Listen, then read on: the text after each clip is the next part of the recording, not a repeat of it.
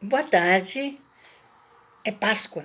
Eu não deixaria de conversar a respeito desse tema e principalmente trocar percepções como vocês que assistem, né, às minhas falas a respeito desta data. Observem, né, que a nossa quarentena coincidiu, entre aspas, né, com a quarentena também da Quaresma. Eu não vou entrar aí no aspecto religioso, mas gostaria de dizer que, claro, como todos sabem, não é? E me perdoei os judeus se disser alguma coisa que não seja correta. Jacques, Mário, me perdoem caso eu diga alguma coisa aí que não é correto. Mas a origem, né, do hebraico de Páscoa, né, é no sentido de pular, né? Era o cordeiro que era colocado sangue na porta, então aqueles que estavam resguardados pulavam, não é? Seja, não eram atingidos pelas pragas do Egito em função da saída do povo de Israel do Egito. Bem, feito isso, tem um outro sentido para mim, a Páscoa, que é o renascer. Eu até desejei a muitas pessoas que eu gosto muito e que também convivo e que estou com muita saudade, um feliz renascimento. Eu penso que é bem mais adequado e bem mais perto da nossa realidade falar nesse renascimento. O que é renascer, né? Olha, existem muitas formas. E ontem, sabe, quando eu dei uma saída até como todos ao supermercado, observem que eu estou em casa, eu só botei batom. Que eu estava com saudade de botar batom e de me colocar um pouquinho de maquiagem. Não tinha feito isso ainda. Observem como a gente se produz para os outros. Mulheres, reflitam, não é? Eu me dei conta que hoje que eu estava colocando um batom, ou uma sombra, ou alguma coisa melhor, né? E aí, voltando, né? Esse processo de renovação foi compulsório. Nós não vamos conseguir voltar sendo as mesmas pessoas. Querendo ou não, a transformação aconteceu. Nós fomos pegos, né, de surpresa, todos, de todas as classes sociais, de todas as classes intelectuais, fomos tomados de surpresa. Caso não tivéssemos sido, nós já teríamos aí as respostas para a cura da pandemia. Mas o meu assunto é, além de desejar um feliz renascimento ou um feliz término de ciclo, ciclo esse difícil, eu não gosto da desafiante. Esse ciclo foi muito desafiante. Sabe por quê? Que nós tivemos, de novo eu digo isso, de conviver com a pessoa mais importante, nós mesmos. Mesmo estando, de novo, eu repito, no seio da família, com filhos, marido, etc., há um processo inerente de introspecção. Na primeira semana, nós já estamos indo para a quarta semana, né? Eu já estou quase fechando a quarta semana, que eu comecei também dia 16. Foi aquele estadio de... O que está acontecendo, gente? Caiu uma bomba e nós não estamos sabendo o que fazer.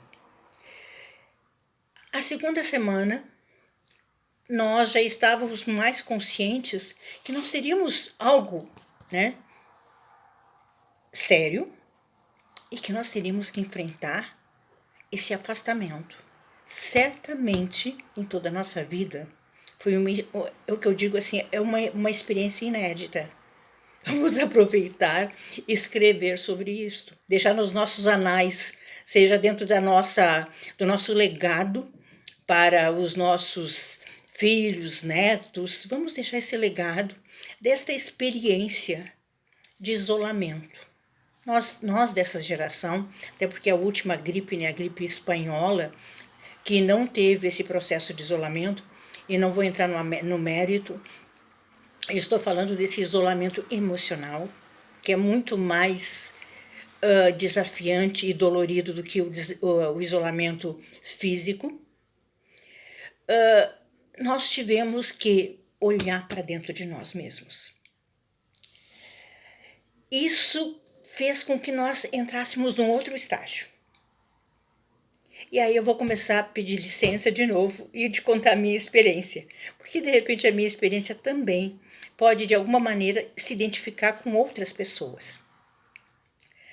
Na terceira semana, eu não sou ligada em séries, não sou muito ligada em... Gosto de documentários e de vídeos educacionais e gosto muito de estudar e de pesquisar. Isso aí é meu, só que eu comecei a sentir que eu estava muito focada em desviar do foco da pandemia. E nem tanto da pandemia, pelo excesso de informações, porque todo o excesso, como eu digo, é uma falta. Então nós fomos assim, nós já estávamos sendo bombardeados por informações. O tempo todo nós estávamos bombardeados. A criança já não consegue mais ser criança, não conseguia até então. Então, além de manhã a escola, de tarde o judô, o inglês, o balé, e chega de noite cansada. E essa criança depois vai lá, se torna aquele adulto que chega com uma série de dificuldades que ficaram nessa primeira fase do 0, né, aos 7 anos. Chega e eu preciso, né, conversar, porque além de consultora empresarial, que é composto de pessoas, eu sou mentora, sou terapeuta e mentora, né? Ou seja, uma mentora emocional e também empresarial. Faço atendimentos individuais e em que é trabalhado, né, o indivíduo de forma holística. Na terceira semana, eu pensei, eu preciso ter um propósito. Que propósito eu vou ter? Eu estou querendo dar um outro segmento profissional para a minha vida. Comecei a pensar nisso. E achei interessante eu me aplicar testes vocacionais. Me apliquei testes vocacionais e vi o quanto nós caminhamos e o quanto nós podemos começar tudo de novo. E para minha surpresa, né, eu caí muito para o lado das artes, coisa que eu nunca deixei, mas por razões, né, de sobrevivência, não é? Eu comecei com a matemática, né? Mas depois que eu, né, migrei para as exatas, aliás, para as humanas, para a psicologia da saúde, essa parte comportamental, saúde pública, fui fazendo então, fui me adequando às necessidades do mercado. E também da minha alma. E eis que me descubro fazendo um teste vocacional agora, que eu poderia ter seguido uma carreira dentro da música, artes. Então, gente, nós estamos na metade da nossa vida. Isso na terceira semana. Eu pensei, o quê? Então eu vou encontrar um propósito. E qual foi o meu propósito? Eu sou uma otimista patológica. As pessoas sabem disso. Eu sempre penso que existe uma saída. E eu, desde o início, né, por convicção, convicção interna, intenção de, porque na medida que eu tenho a intenção de acreditar, eu já estou emanando um pensamento, que esse pensamento se transforma em sentimento e esse sentimento em ação. Então, eu escrevia no Face, eu tenho certeza, eu creio, eu acredito, porque eu acredito muito sim na força das palavras. E aí entra a física, né? O comprimento de onda de uma palavra, daquilo que eu afirmo, né? Na terceira semana eu pensei como eu posso, como humanista que sou, e aí o livro, tá me enxergando bem? Este livro foi a minha tese de mestrado em marketing em serviços de saúde, em que foram 10 anos conversando com pacientes da farmácia até a UTI, perguntando como é que eles gostariam de ser atendidos pelos profissionais de saúde. E aí tem uma vasta, né, bibliografia e aí uma vasta pesquisa colocando a humanização, né, como fator primordial. Aliás, a humanização nunca devia ter saído, né, dos nossos do vocabulário do humano, porque humanização vem de humus, que é terra, né? Se nós levarmos para o sentido teológico, filosófico, né, da terra viemos, da terra voltaremos. No entanto, também a humanização vem de humus, né, e vem também de humildade. Uma pessoa só consegue ser humana se ela for humilde. Então, são mais de 15 anos da minha vida que eu venho trabalhando esses conceitos, tanto na parte hospitalar, na parte empresarial, nas relações empresariais, nas relações entre colegas, evitando com essa humanização o burnout. Então eu pensei, ok, achei um propósito na terceira semana. Vou começar a pesquisar, usando os meus conhecimentos da matemática, para trazer dados para as pessoas. E principalmente para que eu conhecesse verdadeiramente o que estava acontecendo. Porque foi num vídeo anterior que eu digo, quando nós nos queixamos, né, e todos nós, a grande maioria, porque eu estou insatisfeito com A ou com B, eu sinto que o meu país não está sendo conduzido de forma como devia. Não é uma frase feita. Eu, Esther, me dei conta que também a gente baixa a cabeça. É que nem síndico, ninguém quer ser síndico do prédio. Quem quer ser síndico? Ninguém. As reuniões de condomínio, se a gente pode não ir... Gente, sejamos sinceros conosco mesmo. Nós vamos com vontade de ir. O que é isso? Não tenho tempo. E aí, de repente... Eu já estava na terceira semana, cheia de tempo. Pensei, então eu vou começar a pesquisar. E peguei toda uma semana de pesquisa, de identificando quais o número de pacientes que estavam sendo recuperados, observando que, isso é óbvio, né? A cada entrada, né, de novos casos, a saída de novos casos. Entra aí, então, eu digo, é um balanço, é uma situação em que não há só casos que ingressam, há também pacientes curados que esses números também precisam ser dado baixa, né, no total, ou seja, eu não vou entrar no mérito da forma como cada um trabalha, mas eu só queria ter uma compreensão se há doentes, a óbitos, a pessoas em processo. E eu queria saber do andamento, né, dessas pessoas que estavam no processo de recuperação. Porque o ser humano necessita, né, de esperança. Eu falo sempre na palavra esperança. E a esperança, intenção de mudança, é necessário, o cérebro, né, fazendo os nossos 360 graus, ele precisa ter um propósito, aonde que eu vou chegar. Então eu comecei a fazer as pesquisas e isso também me deixou a minha alma mais tranquila, porque eu comecei a identificar números com os quais eu poderia me validar, né?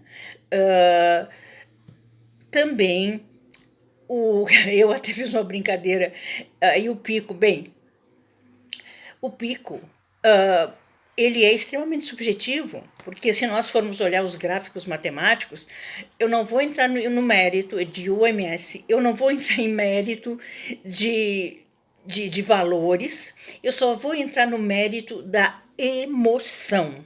O meu trabalho é fazer a gestão da emoção.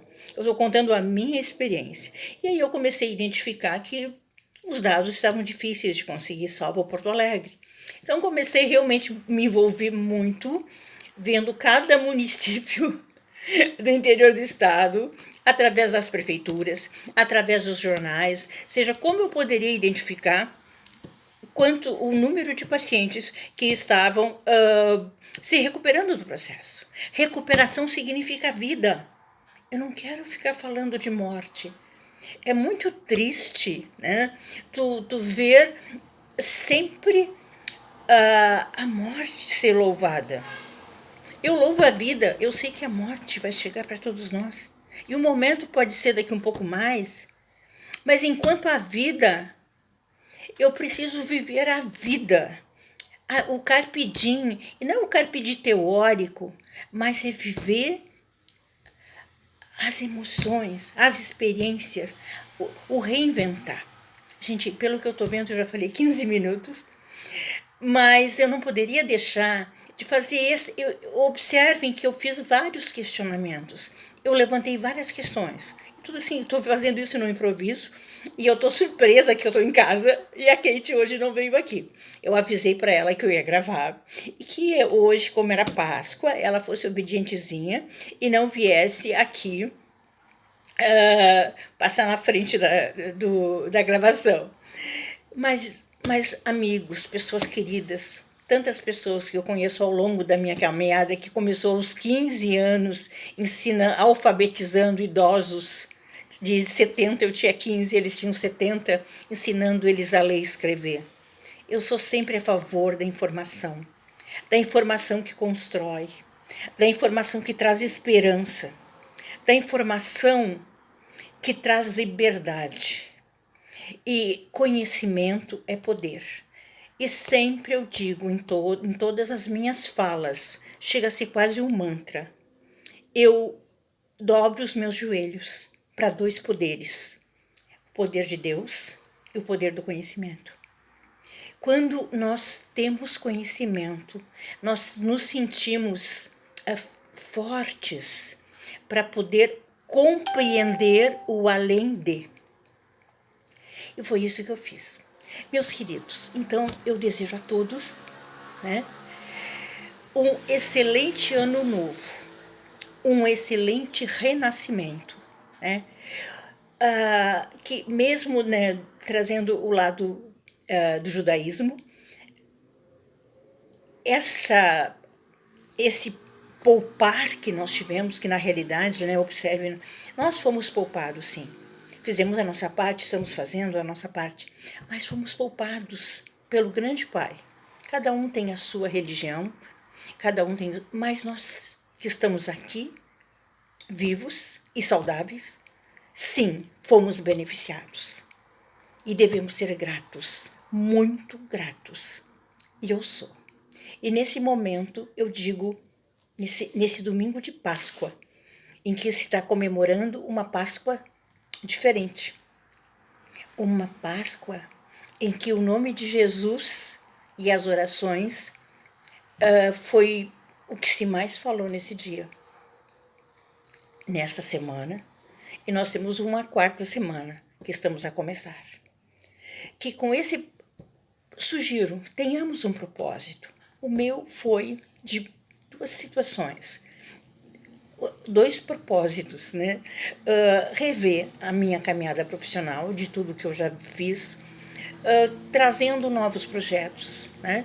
E também conferir os dados. Eram tantas informações, eu falei, gente, eu não me esqueci. Se eu fiz 5 anos de matemática pura, eu não me esqueci, é evidente que não. Não é? Porque na matemática a gente estuda estatística, acerção e razão, então muitas coisas não são lógicas, né?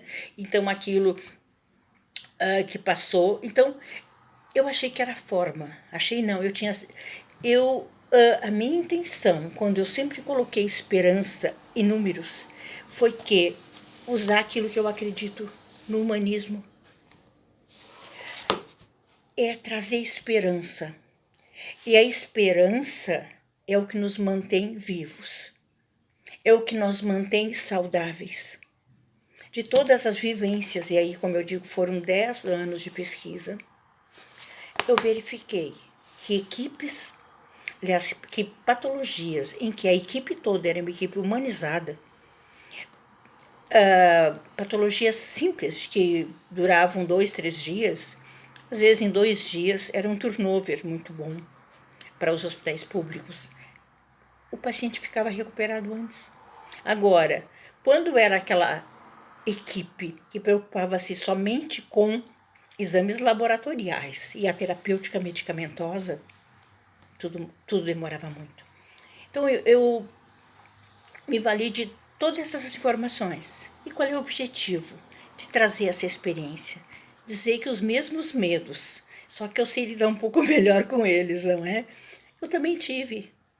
Agora eu já estou um pouco, depois que eu estabeleci um propósito, que eu ia atingir esse propósito, eu me senti muito mais segura. Então você que está em casa, que está assistindo esse vídeo, que eu agradeço muito, um vídeo caseiro, que não está legal, que eu estou vendo, não está legal ali, que está entrando luz, mas que busque, né, ainda, para depois que terminar, você não pense, gente, eu não consegui fazer nada. Eu, além de perder dinheiro, perder tranquilidade, perder o meu trabalho, eu não consegui planejar nada para um plano B. E esse plano B pode não ser profissional, um plano B de vida. A vida está aí para ser vivida. A vida está aí para ser desafiada. Então, meus queridos, renovação, Páscoa, aproveite esse tempo